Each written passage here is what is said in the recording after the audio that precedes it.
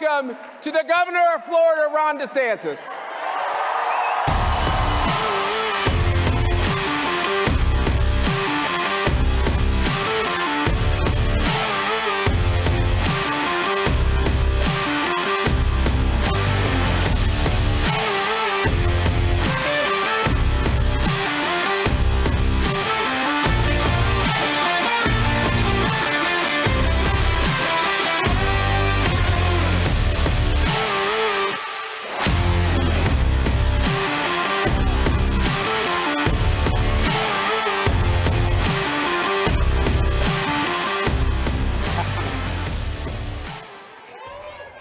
CPAC.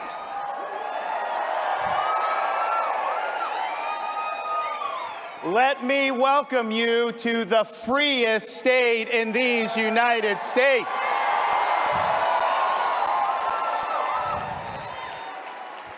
We were lucky to have CPAC in 2021, and I'm happy to inform you, 2021, Florida set an all-time record for domestic tourism coming into our state. And those record numbers include a number of lockdown politicians who lock down their own people, restrict their own people, mandate governors, mayors, big TV hosts. They criticize Florida, and the first chance they get, what do?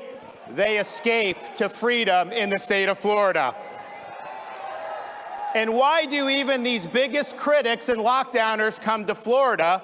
Well, I think it's simple. From the very beginning, we refused to let this state descend into some type of Faucian dystopia where people's freedoms are curtailed and their livelihoods are destroyed. We protected people's rights. We protected people's jobs. We protected small businesses, and we made sure that every kid in the state of Florida had an opportunity to go to school in person 5 days a week.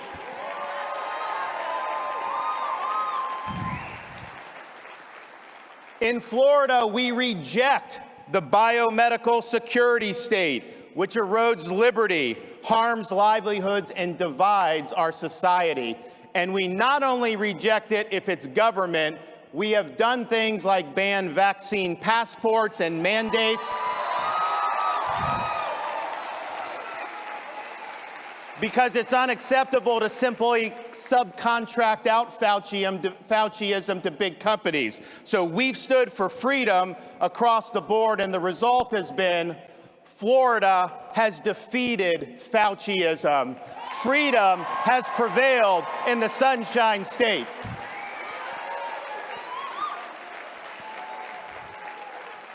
And Florida led when it counted. We led early on when the weight of the world was coming, bearing down on our shoulders. Everything we did, we were taking incoming. I remember the summer of 2020.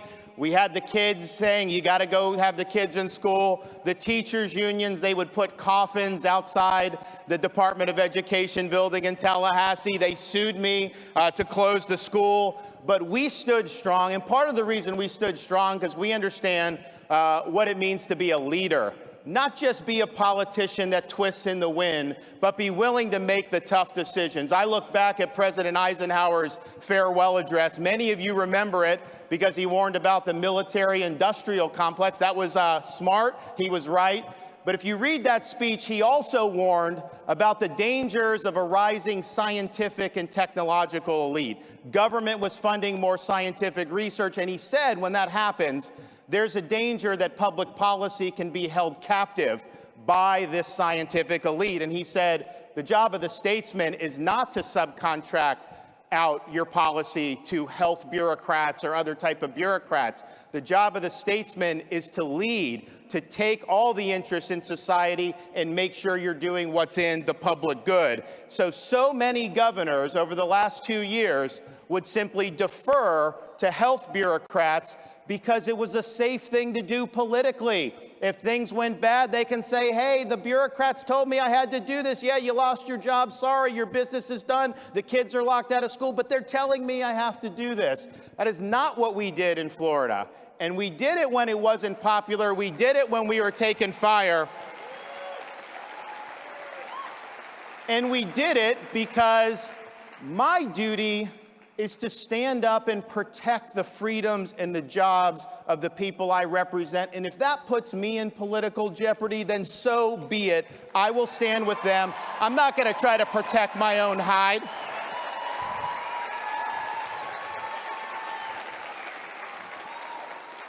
And I really believe, had Florida not led the way, this country could look like Canada or Australia. We sometimes take freedom for granted. You should not do that after the last 2 years. It is contested. The left does not want to honor our freedoms, and we have a responsibility to fight back on all fronts. People are coming to Florida because they want freedom. Even our critics are doing it, but I can tell you there's one fella that just hates Florida, and his name is Joe Biden. He's always criticizing us, always trying to take pot shots at Florida. He does things like take our medication. He stiffs storm victims of relief just because he doesn't like the governor. He doesn't like Florida, and he doesn't like me because we stand up to him. That's why he doesn't like us.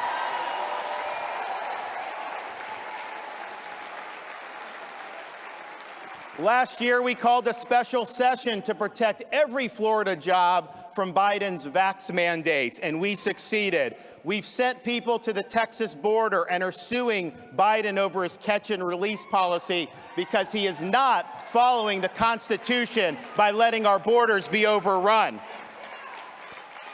We stand up against the weak on crime policies that is ravaging cities all across the country and what he supports, and we are standing against his reckless fiscal policies where they've printed trillions of dollars, and now we have rampant Biden-inflation. The inflation is because of his policies, and we're not going to let anyone forget that. So all told, he's had the worst first year of any president since the 1800s. And as Biden flounders, Florida is leading on issue after issue. We have the largest budget surplus and the lowest per capita tax burden in the entire United States, and no income tax, and we won't have that as long as I'm governor.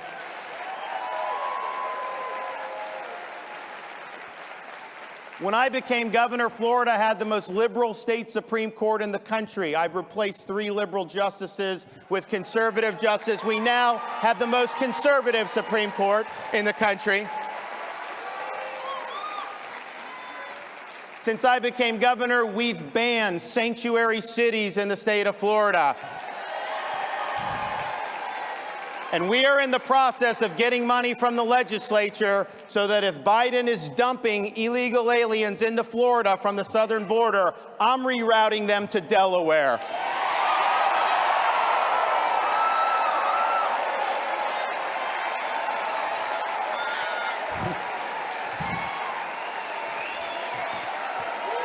We'll do some in D.C. and Hollywood as well.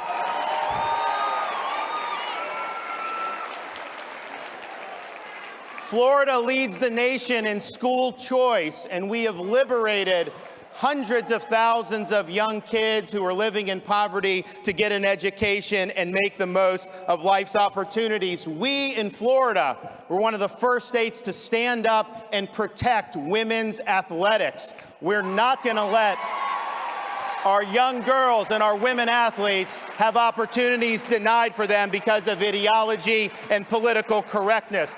We were the first big state to legislate against big tech censorship because they want to silence us, they want to deplatform us, and we cannot have a free society if most of the speech in this country is controlled by a handful of left-wing oligarchs in Silicon Valley.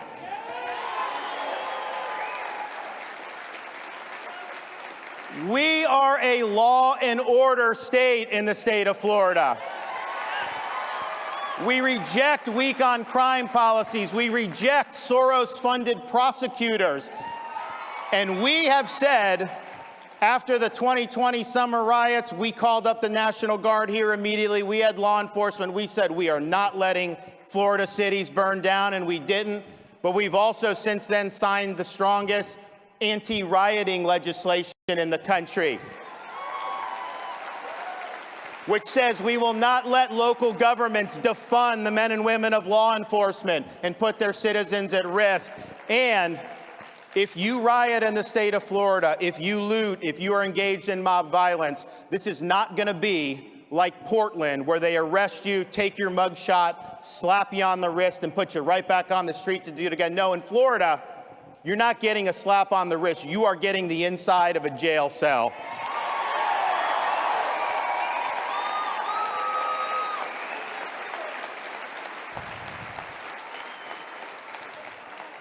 Because we will not spend taxpayer money to teach our kids to hate our country or to hate each other, we have banned CRT in K-12 education.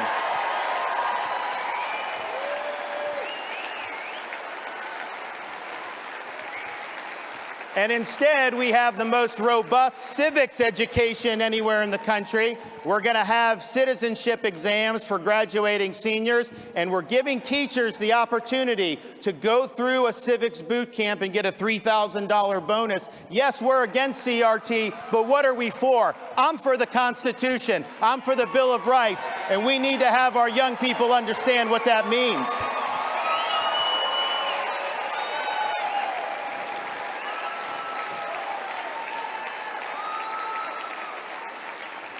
Because the rule of law is paramount, Florida has done more than any other state in the country to ensure the integrity of our elections. One of the first things I did when I became governor back in 2019, when people weren't talking about election integrity, was accept the resignation of the Broward County Supervisor of Election and remove the supervisor from Palm Beach County. We didn't change the rules when COVID came. We followed the law. We counted 99% of the ballots by midnight on election night. It was transparent. It was fair. We did a good job. But we also understood there were a lot of shenanigans in other parts of the country. So last year, I signed legislation banning ballot harvesting in the state of Florida, banning mass mail balloting, unsolicited mail ballots in the state of Florida, and maybe most important, we have banned Zuckerbucks in the state of Florida. We're not going to let a tech titan commandeer the machinery of our elections by pouring hundreds of millions of dollars in for partisan purposes. That will not happen in the state of Florida, and we are doing even more this year. Now, people are coming to Florida, yes, to visit, but also just picking up and moving. We have led the nation in net in-migration since COVID started. But I can tell you, this is not just because we have lower taxes, because we've always had lower taxes. These are people who are fleeing leftist governments in this country and even around the world. People will sometimes ask me, Governor, all these people are moving here from blue states. Are they just going to vote the same way and make our state a blue state basket case like the states they came from? Well, when I got elected governor in 2018, there were almost 300,000 more registered Democrats in the state of Florida than Republicans. And Florida has never had more registered Republicans and Democrats in our history of our state. Today, standing here in February of 2022, there are 82,000 more Republicans registered in the state of Florida than Democrats.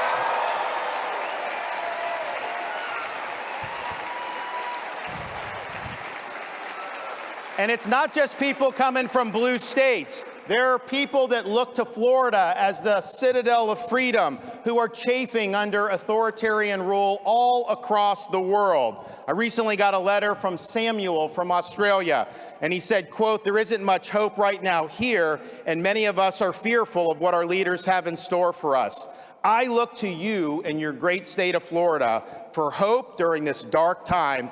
Thank you for standing up for us." And we have done that. Canadians are writing in, Australia, Europe, you name it. And I think they understand what the stakes are, and they look to us of what protecting freedoms a lot means. And I think about what the left's trying to do. I got into politics about 10 years ago. I ran for Congress. I had never been involved. And my mission was largely to stop Barack Obama, who was president at the time. I even wrote a book which was read by about a dozen people, that talked about some of the problems, how it was not consistent with the values that the country was founded on. And I stand by that. Those were good fights, important fights. But I got to tell you, I look back at that time, it almost seems a little quaint to me, because the threats we face to freedom, the threats we face to a just society are much more pervasive than they were just 10 years ago. I mean, think of what the left wants to do. What are their political aims? If they had just elected a couple more U.S. senators, they were going to pack the U.S. Supreme Court.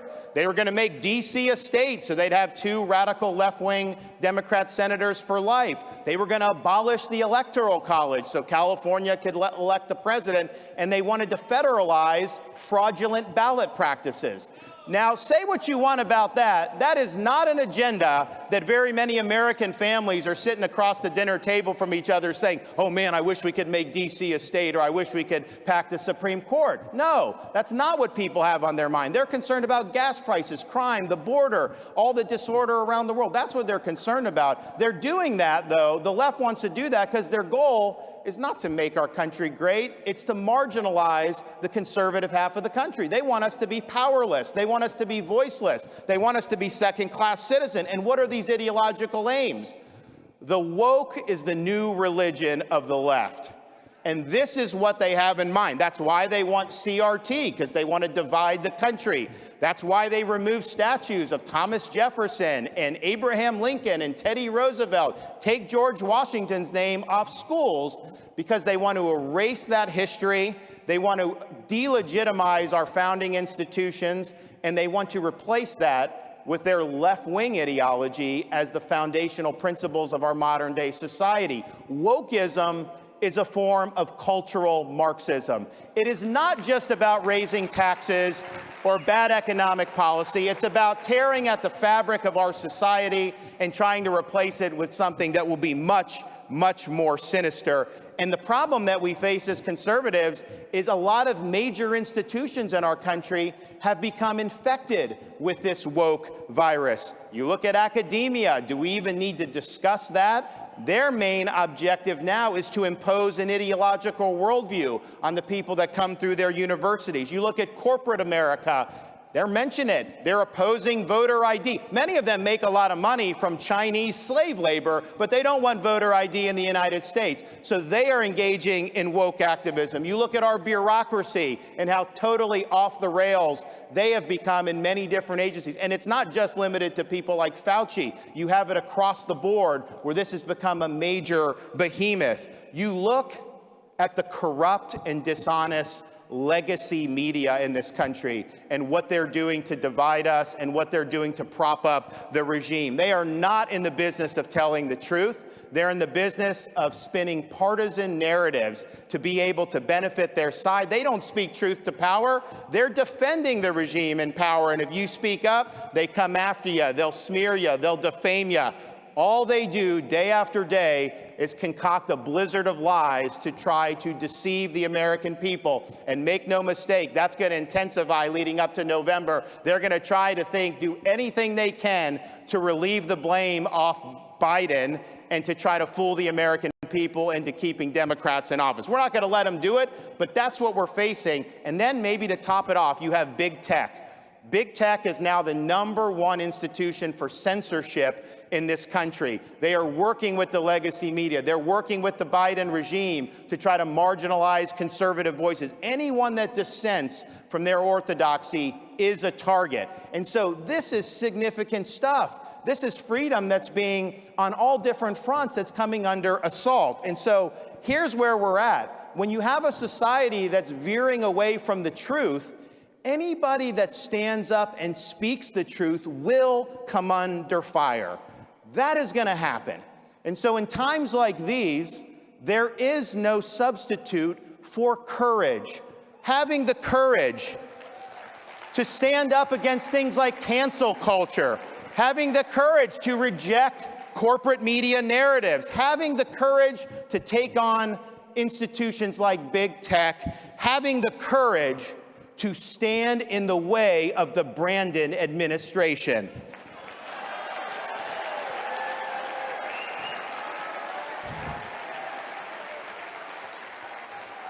So we have an opportunity to make 2022 the year that America fought back. We're going to lead the charge here in Florida, but we need people all over the country to be willing to put on that full armor of God, to stand firm against the left's schemes. You'll be met with flaming arrows, but the shield of faith will stop them. You will emerge victorious. And so I can tell you this, in Florida, we will be standing our ground. We'll be holding that line. We are not going to back down. We've accomplished more in this state than anyone thought possible, but I can tell you this, we have only begun to fight. Thank you all. God bless you. Appreciate you.